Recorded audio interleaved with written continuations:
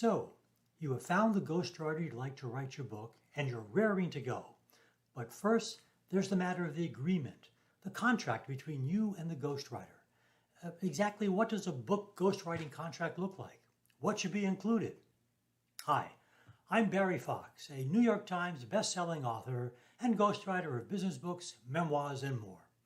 Let's take a look at the book ghostwriting contract, beginning with the understanding that there's no such thing as a standard book ghostwriting contract.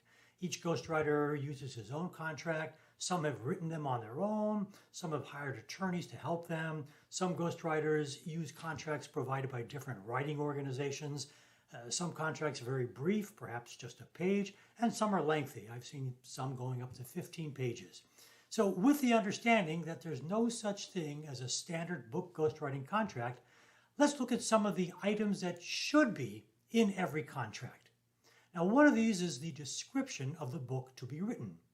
This could be as simple as a sentence or two, perhaps the ghostwriter is being hired to write the story of my life, or the ghostwriter will write a book describing my new cure for arthritis, or something simple like that. Or it could be as complex as a 10, 15, or even 20-page outline of the book to be written, which is appended to, that is, stapled to, the contract.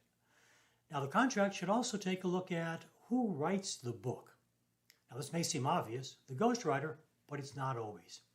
When you're dealing with an independent ghostwriter, that is someone whose website you find and you call them and you talk to them, it's probably this very ghostwriter who does the ghostwriting.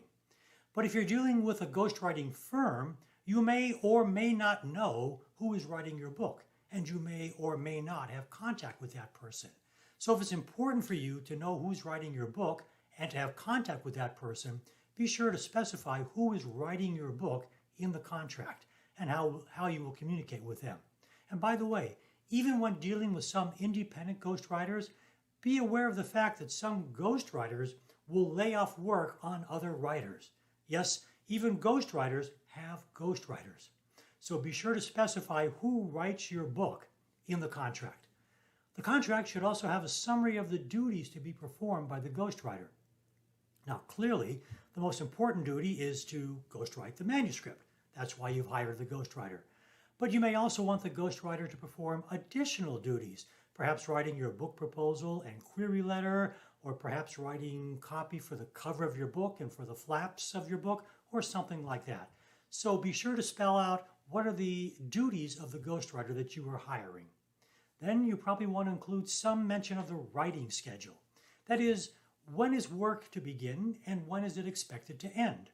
Now, it's not always possible to specify exactly on which day the project will end because book writing is sometimes a variable item, but you can certainly say something like, work on the book is expected to begin on February 1st and to be completed by November 1st.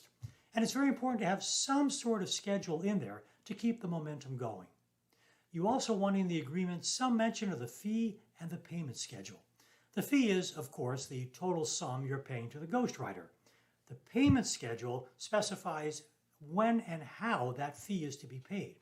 So when may be monthly over the course of the writing contract, or it may be geared to certain benchmarks, like 1/3 of the payment is due when the ghostwriter finishes the first draft of the book, or something like that.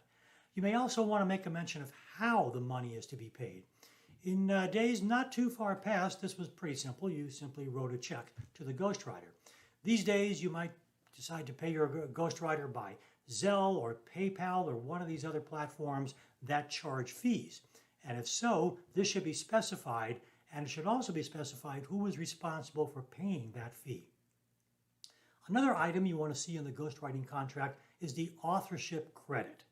That is, the book is by you, the author, or by you, the author, and the ghostwriter, or with the ghostwriter. Whichever authorship credit approach you decide upon should be specified in the contract. Then there's a matter of the copyright. Who owns the copyright, and when is ownership vested? Now, the copyright, of course, gives you control over the book, and you, the author, are hiring the ghostwriter, so generally speaking, you have and control the copyright. But this should be specified in the contract so there's no disagreement about who owns the copyright. And in a small number of cases, a ghostwriter will take a piece of the book, that is partial ownership of the copyright, in exchange for a lesser payment. So if this is the case, this should clearly be spelled out in the contract. Then there's the matter of confidentiality. Now sometimes authors want complete confidentiality. They don't want the ghostwriter's name mentioned on or anywhere near the book. They don't want the ghostwriter to mention that she or he worked on the book on the website or to talk about it. I've received some contracts that even said, I can't even mention the existence of the contract, let alone talk about my ghostwriting duties for this person. So that's the one extreme of confidentiality.